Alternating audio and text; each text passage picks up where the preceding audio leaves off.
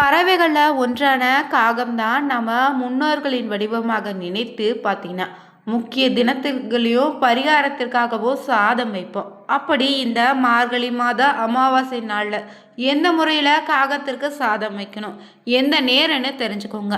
இந்த அமாவாசையில் எப்படி வழிபட்டா முன்னோர்களுடைய ஆசை உங்கள் வாழ்க்கையில் கிடைக்கும், மேலும் பித்ரு தோஷம் நீங்குவதற்கு என்ன மாதிரியான பரிகாரம் செய்யலான்னு தெரிஞ்சுக்கலாங்க. இந்த வீடியோ ரொம்ப பயனுள்ளதாக இருக்கும். மேலும் நீங்கள் புதியவராக இருந்தீங்கன்னா மறக்காமல் சேனலை சப்ஸ்கிரைப் பண்ணிவிட்டு கூடவே இருக்க பெல் பட்டனை கிளிக் பண்ணிக்கோங்க. தனிப்பட்ட முறையில் உங்கள் ஜாதகத்தில் இருக்கக்கூடிய பிரச்சனைக்கு சரியான ஒரு பரிகாரத்தை பெற்றுக்கொள்ள வீடியோவில் டிஸ்கிரிப்ஷனில் ஃபோன் நம்பர் கொடுத்துருப்போம். அந்த நம்பருக்கு நீங்கள் கால் பண்ணி தெரிஞ்சுக்கலாம். வாங்க நண்பர்களே, வீடியோக்குள்ளே போகலாம். மற்ற ஜீவராசிகள் இருக்கும்போதே காகத்திற்கு ஏன் நம்ம அமாவாசை தினவில் உணவளிக்கிறோம் தெரியுமாங்க?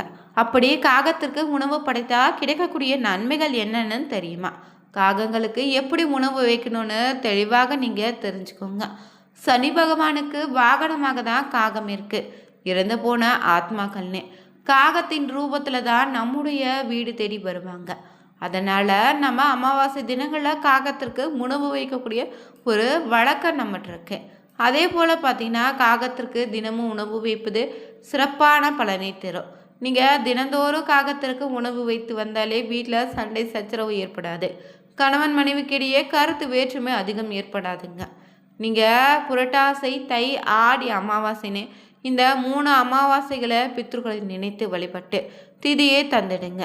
சில சமயம் நீங்கள் வைக்கக்கூடிய உணவை காகம் சாப்பிடாமல் போயிடும். பலருக்கு இது குழப்பத்தையோ சங்கடத்தை ஏற்படுத்தலாம்.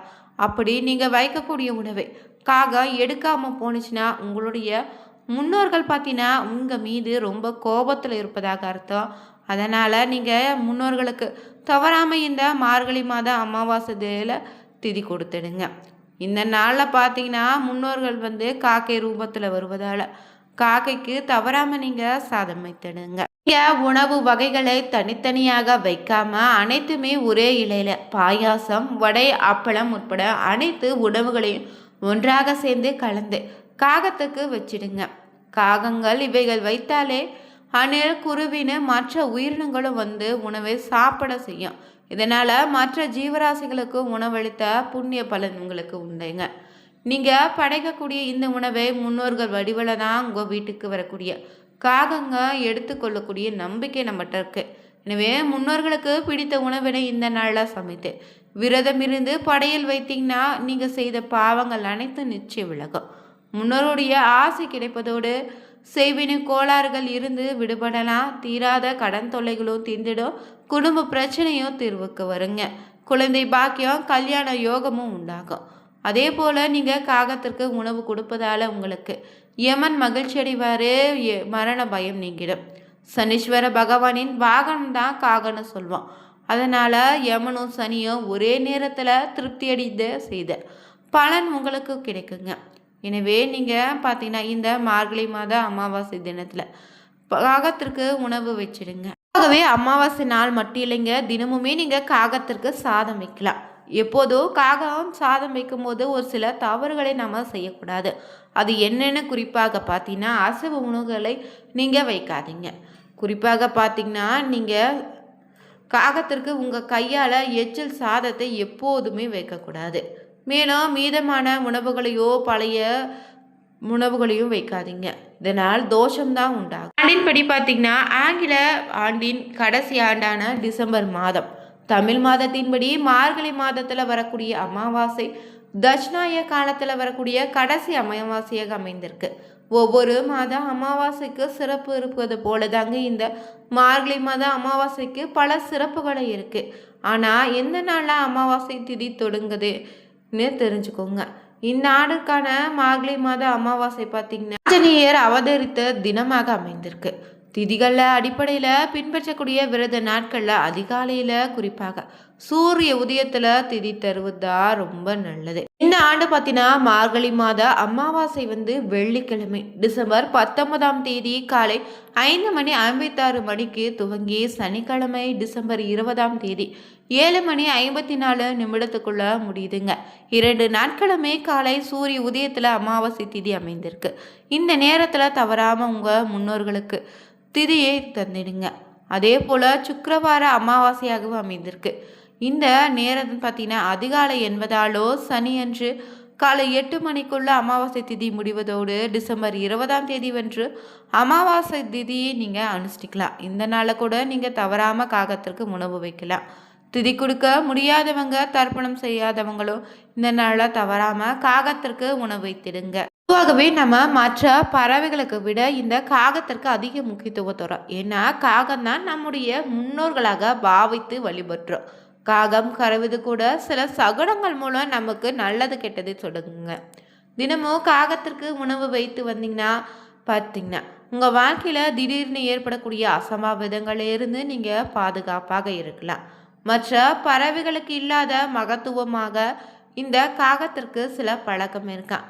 மற்ற பறவைகளுக்கு தராத ஒரு அங்கீகாரத்தை நான் இந்த பறவைக்கு கொடுத்துருக்கோம். அந்த வகையில் தினமுமே காகம் நம்ம வீட்டுக்கு முன்னாடி அமர்வதோ கரைவதற்கு என்ன அர்த்தம்தான் சாஸ்திரங்களில் சொல்லப்பட்டிருக்கு.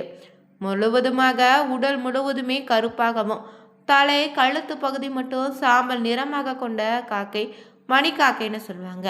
இரண்டாவதாக பார்த்தீங்கன்னா உடல் முழுவதுமே முழு கருமை நிற கொண்ட அண்ட காக்கைங்க.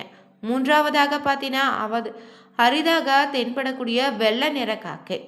ஜோதிடத்தின்படி பார்த்தீங்கன்னா கர்மகாரகன்னு சொல்லக்கூடிய சனி பகவானுடைய வாகனமாக தான் காகம் இருக்குதான். அதே நம்முடைய பித்ருக்கள் கூட நம்ம முன்னோரின் வடிவமாக வணங்கி வரோம். அவங்க நம்முடைய காகங்கள் வளம் நம்மோடு பார்த்தீங்கன்னா இருப்பதாகவும் சொல்கிறோம். நம்ம பல குடும்பங்களை சேர்ந்த பெரியவங்க தினமுமே காகத்துக்கு உணவு வைக்கக்கூடிய பழக்கம் இருந்திருக்கோம். தினமும் உணவை வைக்காத நபர்களாக இருந்தாலும் அமாவாசை தினத்திலேயாவது நீங்கள் முன்னோர்களை வழிபட்டு காகத்தின் உணவு வச்சிருப்பீங்க.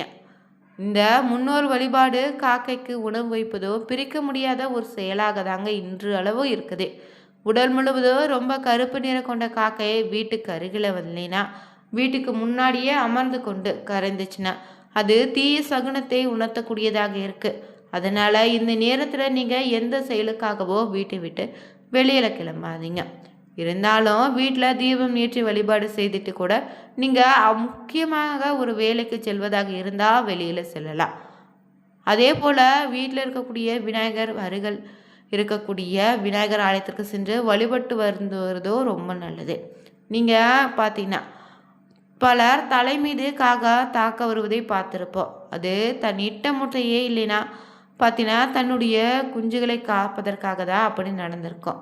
பல நேரங்களில் சம்மந்தமே இல்லாமல் நீங்கள் உங்கள் மீது தாக்க வந்திருக்கா. இது உங்களுக்கு வரக்கூடிய தீய சகுனத்தையோ இல்லைன்னா ஆபத்தை உணர்த்தக்கூடிய விதமாக உங்களுக்கு எச்சரிக்கைங்க.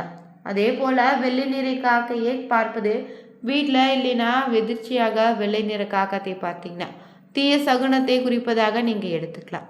அதே போல் சில நேரங்களில் நீங்கள் காகம் சாதாரணமாக காணக்கூடிய காகங்கள் உங்களுடைய வீட்டுக்கு முன்னாடி அமர்ந்து தொடர்ந்து கரைந்து கொண்டே இருப்பது இது உங்களுக்கு ஒரு நல்ல செய்தியை நல்ல சகுனத்தை சொல்வதாக நீங்கள் எடுத்துக்கலாம். அதே போல் பார்த்தீங்கன்னா காகம் அடிக்கடி உங்கள் வீட்டுக்கு முன்னாடி கரைவதை நீங்கள் பார்த்தீங்கன்னா உங்கள் வீடு மனை யோகம் உண்டாக போகுதுன்னு நீங்கள் எடுத்துக்கலாம். அதே போல் வீட்டுக்கு விருந்தினர் வருகை ஏற்பட வாய்ப்பு இருக்குதுங்க. வீட்டில் நேர்மறையான ஆற்றல் அதிகரிக்கன்னு பல சகுனங்களை இது நமக்கு எடுத்து சொல்லிட்டே தான் வருது. காகம் பார்த்தீங்கன்னா ஆன்மீகத்தில் ஒரு முக்கிய பங்கு கூட இதற்கு இருக்குதுங்க. ஏன்னா காகங்களை முன்னோர்களாக நினைத்து பாவித்து சாப்பிடும் முன்னாடி காகத்துக்கு சாப்பாடு வச்சுட்டு நாம் மன நிறைவோடு சாப்பிடக்கூடிய பழக்கமும் நம்மகிட்ட இருக்கு. நம்ம வாழ்க்கையில் காக்கை அந்த அளவுக்கு ஒன்றி தாங்க இருக்கு. காக்கையிடமிருந்து மனிதன் கற்றுக்கொள்ள வேண்டிய விஷயங்கள் நிறைய இருக்குங்க. முதல்ல ஒற்றுமை தான். காகங்கள் இருக்கு ஒற்றுமை நம்ம மனித இனத்திற்கு இருந்தால் சண்டை ஏது, சச்சரவு ஏது, போட்டி ஏது, பொறாமை ஏதுன்னு பல விஷயங்களை நமக்கு கற்றுத்தரும் விதத்தில் காகம் நடந்துக்கும். நீங்கள் சாதாரணமாக ஒரு உணவு வைத்தா காகம் பார்த்தீங்கன்னா தன்னுடைய கூட்டத்தினரே அழைத்து தாங்க உணவை எடுத்து உண்ணும். அதே போல் காகம் வாகனம் கூடை காலணி இல்லைன்னா உடலின் மீது தனது சிறகால தீண்டினுச்சுன்னா அவங்களுக்கு அகால மரணம் ஏற்படலாம். அதே போல் உங்களது பயணம் செல்லக்கூடிய நேரத்தில் உங்கள் திசை நோக்கி காகம் கரைந்து கொண்டே வந்தால் உங்களுடைய பயணத்தை நீங்கள் தவிர்த்துக்கோங்க. அதே போல் காகா இன்னொரு காகத்திற்கு உணவு பகிரக்கூடிய காட்சி நீங்கள் பார்த்தீங்கன்னா இனிமையான செயலை குறிக்கக்கூடிய சகுனமாக நீங்கள் எடுத்துக்கலாம். காகம் பூக்களையும் பழங்களையும் இல்லைன்னா ஏதாவது ரத்தின கற்களை உங்கள் வீட்டில் கொண்டு போட்டா வீட்டில் ஆண் குழந்தை பிறக்குங்க. அதே போல் பார்த்தீங்கன்னா கூடு கட்ட உபயோகிக்கக்கூடிய புல் குச்சின்னு கொண்டு சேர்த்தா பெண் குழந்தை பிறக்கும். நெல் போன்ற தானிய வகைகள் ஈரமான மண்ணுன்னு பூக்கள் காய்கள் கொண்டு வீட்டில் போட்டுச்சா அந்தந்த பொருள் வகையான லாபம் நிச்சயம் உங்களுக்கு ஏற்படும். சூரியனை பார்த்து காகம் கரைந்தாலும் சிவந்த பொருட்கள் சிவந்த மலர்னே கொண்டு வீட்டில் போட்டாலும் நெருப்பினால் ஏதாவது துன்பம் ஏற்பட வாய்ப்பு இருக்கு. நீங்கள் எச்சரிக்கையாக எடுத்துக்கலாம். அதே போல் காகா அமைதியாக உட்கார்ந்து கிழக்கு திசை நோக்கி பார்த்து கரைந்துச்சுன்னா அரசாங்க ஆதரவு, நண்பர் சேர்க்கை, தங்கத்தால லாபம், நல்ல உணவு நிச்சயம் உங்களுக்கு உண்டு. அதே போல் காகா கத்தக்கூடிய திசைக்கேற்ற பலன்களும் இருப்பதாக சொல்லுவாங்க.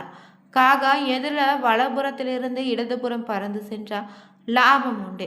அதுவே இடத்திலிருந்து வலப்புறம்னா நஷ்டம் உண்டா. காகா உங்கள் வீட்டில் இருந்து தென்கிழக்கு திசையை நோக்கி கத்துவதை பார்த்தினா தங்க லாபம் உண்டு. காகா தென்மை திசையை நோக்கி கரைவதை பார்த்தீங்கன்னா உங்களுக்கு பார்த்தீங்கன்னா தங்க லாபம் உண்டு. இதே போல் தயிர், எண்ணெய், உணவு இல்லைன்னா சம்மந்தமான பொருட்களை நிச்சயம் லாபம் உண்டா. மேற்கு திசை நோக்கி கரைவதை பார்த்தீங்கன்னா நெல், முத்து, பவளம், கடல் விளை பொருட்களால் அதிக லாபம் நிச்சயம் உங்களுக்கு உண்டு. வடக்கு திசை நோக்கி கரைவதை பார்த்தீங்கன்னா ஆடைகள், ஏதாவது ஒரு வாகனம் வாங்கக்கூடிய யோகம் உண்டு. உன்னிப்பாக நீங்கள் கவனித்து பார்த்தா நிச்சயம் இதற்கான பலன் விரைவில் உங்களுக்கு கிடைக்குங்க. காகத்திற்கு தினந்தோறும் உணவு வைத்து வருவது சிறப்பான பலனை தரும். வீடியோ பிடிச்சிருந்தா லைக் பண்ணுங்கள், ஷேர் பண்ணுங்கள், கமெண்ட் பண்ணுங்கள். மறக்காமல் சேனல் பண்ணிக்கோங்க. அனைவருக்கும் நன்றி நண்பர்களே.